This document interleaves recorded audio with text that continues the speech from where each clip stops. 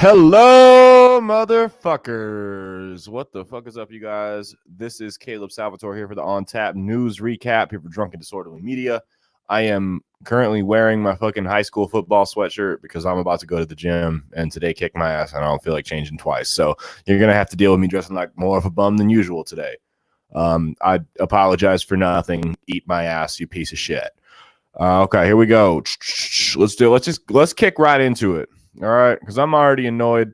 We might go under 15 today just because, sorry, but I'm going to be as entertaining. Sometimes I'm funnier when I'm mad because I'm a little more ruthless and I don't hold anything back. So don't let that scare you away from tuning in tonight. Sorry, I'm late. You can also eat my ass for that because I don't give a fuck.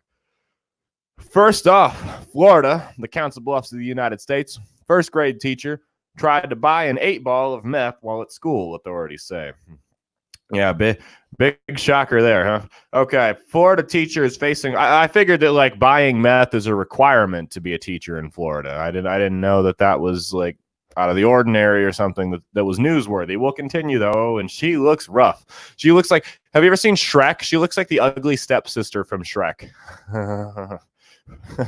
All right, Florida teacher is facing felony drug charges after police say she tried to buy methamphetamine while teaching. Valerie Lee Prince, a first grade teacher at Jacksonville Heights Elementary School in Jacksonville. No, in Jacksonville? I thought it was in Miami. It was in Miami-Dade. They just would have shot the kids while the teacher was hiding behind the barricade. Police would have. All right. Was in contact with an undercover officer with the Clay County Sheriff's Office, according to a news release. An audio recording that the CCSO made and provided to the media revealed a woman talking to an officer about buying an $85 8-ball, an eighth of an ounce, of methamphetamine. So you have got a teacher spending $85 on methamphetamine trying to purchase it on school property. That's crazy. Those prices are way too high. The woman who the CCSO identified as Prince is telling the undercover officer he can come to school before kids arrive at 8:30 a.m. or during her lunch break at 11 a.m. Well, now we know why Prince changed his name, because this woman obviously just outdid him and took it. It was a pretty nonchalant request, and the indication was it was no big deal to the suspect. Yeah, I would imagine that buying meth is never a very big deal in Florida. It's always just kind of he's buying meth. Kind of like going to the grocery store. It's pretty much the same thing. The teacher intended to leave the classroom of first graders to buy the narcotics. Very responsible. Use some and then save the rest for her boyfriend, said Clay County. Okay, have you guys ever dealt with children? Drugs are a must. Absolutely. Children are awful. Drugs are a must if you're going to be fucking like dealing with children. I don't blame her for that. You know, it's as long as she smoked a joint after she did the meth to kind of balance it out, I don't see any problem here. So I'm about 8 paragraphs deep. I'm yet to see any problem with this article other than the fact it takes place in Florida. Let's see here. It's kind of strange that she's not a boomer, though, in Florida. I digress, though. The teacher intended to leave the classroom. I already read that part. The CCSO actually made the arrest after school, Hall said. Prince was charged with possession of methamphetamine. Oh, great. So they let her smoke her meth, then get back to the students. We wouldn't want to be irresponsible and leave those children unattended, right? We got to let her smoke the meth and then get back to them. And we'll get her after school. There you go. In a case like this, for a teacher to be willing to leave the classroom, leave those children, and have the intent to go consume any degree of narcotics and then to return to the classroom setting where she has care of children is unacceptable. Then why did you let her go back? You have her the fucking act buying meth. If she was doing it, why wouldn't you arrest her as she was buying it? Why would you wait for her to go back where she's responsible for children for like 4 or 5 more hours of the day and then get her after it was over? Like, fuck them kids. It ain't that big of a deal. We'll let her get high one more time before we go get her. Let her finish the work day, get those hours in. You know, she got to build that pension up somehow. Prince also admitted she used methamphetamine 10 times in the last 5 to 6 months, the news release says. So it's probably been way more than that. 5 to 10 times in 5 to 6 months is pretty much standard for Florida. CNN's reached out to Duval County Public School School Board for comment, has not heard back. Oh, that's because it's a PR nightmare.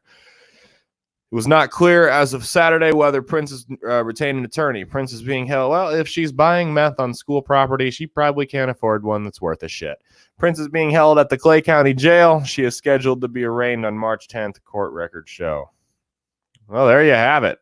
I still think the fact that they let her go back and finish the day after they had caught her purchasing and then consuming methamphetamine and go teach a bunch of children, that's a little problematic. You know, why not hire a sub? Let the principal take over class for the rest of the day. There's got to be a student teacher. Could you imagine being her student teacher? It's like, how was your student teaching experience? Yeah, the teacher I was shadowing got busted for meth halfway through. That would be a hell of a research paper. I would love to see that. Let's go to the next one. Newsweek. Catholic priest says pedophilia doesn't kill anyone after barring pro-abortion lawmakers from communion. There we go. That is the Catholic Church. That is the Vatican's new motto. The Catholic Church. Pedophilia doesn't kill anyone. There we fucking go. Let's move on and read the article. A priest in Rhode Island has defended his decision to ban all lawmakers who voted in favor enshrining abortion protections under state law from receiving communion at his parish. I mean, there's a reason Catholic priests hate abortion so much. It's because they can't rape kids if they're dead. Duh. Reverend Richard Gucci made national news last week after he declared that every legislator who voted last year to pass the bill codifying the U.S. Supreme Court's 1973 Roe v. Wade decision will also not be allowed to act as witnesses to marriage, godparents, or lectors at weddings, funerals, or any other church function. Okay, the announcement was listed in the Sacred Heart Church in West Warwick's weekly bulletin and included dozens of names in the House and Senate. The decision was made a few days after the 47th anniversary of the Roe versus Wade ruling. They're proud of what they have done. Why do they want to keep it a secret? Bucci told, I'm going to call him Gucci. Gucci told the Providence Journal. I don't know. I mean, probably the same reason that you guys pay hush money to cover up child molestation. Makes sense, right? She described Bucci's defense of the decisions as laughable. This was Democratic State Representative Justine Caldwell. Let's see here. None of our votes are hidden, she tweeted. I campaigned on this issue. If they just wanted to do a PSA, they didn't have to say we couldn't be godparents or receive communion. No one has a problem with their votes on record. They have a problem with the lack of respect for the separation of church and state, and for our votes on behalf of our constituents being punished by a church who protected child abuse. Shots fucking fired. Shots fired. I love it. The Catholic Church, here's the thing about the Catholic Church. They don't care about separation of church from state. The only thing they care about, the only separation they care about is the separation of little boys' ass cheeks, and you can take that to the bank. I said it. Bring them on. State Representative Carol McEntee, whose sister Ann Hagen Webb was allegedly abused by a former parish priest, told the Public's radio, I feel that this notice is harsh and retaliatory, especially toward me as well as the other elected officials. Although I have long ago left the Catholic Church, like anybody sensible, they continue to berate and diminish the reality of what my sister and my family have endured because of their criminal behavior and lack of remorse or contrition.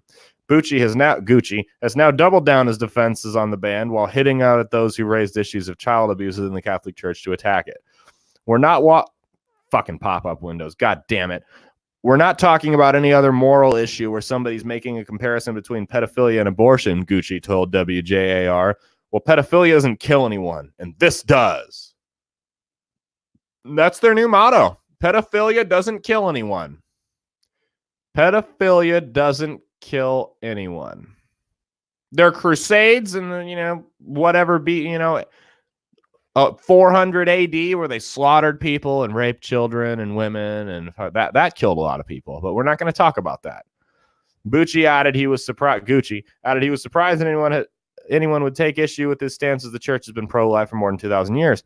I don't know what else I have to say about this, that this is the teaching of the church, the canon law of the church, the Second Vatican. I'm not reading all this shit. I don't know what more evidence I should have to present. I don't know. What more evidence do we have to present for you to stop fucking funneling hush money into covering up for child molesters? Why don't you answer that? I tried to get into a Catholic school once. I did. Not because I was Catholic, of course not. But my parents wanted me to get better grades. We couldn't afford it, so I had to try and get it on scholarship. To get it on scholarship, I had to take an entry exam. It was all fucked up, okay? The math was extremely hard. I remember the first question like it was yesterday. It was something a little something like Father John has 7 altar boys under his care. If 3 of them run and tell their parents, how much hush money does the church have to pay to cover it up? I don't know that shit. Doesn't anybody realize that once you say an innocent life isn't worthy of living, a child in the womb, then other life becomes meaningless? I don't know. Why don't you stop raping children and then we'll talk? I'm just going to keep making pedophile jokes, so we're just going to move on. I don't like making Catholic jokes. I don't. They threw this article at me, so it's low-hanging fruit, kind of like little boys are low-hanging fruit for predatory priests. So I don't like it. It's not creative. I'm just going to let it go. But that's my Catholic Church take. We're double dipping on Florida. Florida man accused of driving van into Trump supporters' tent reportedly smiles while entering court. There we go.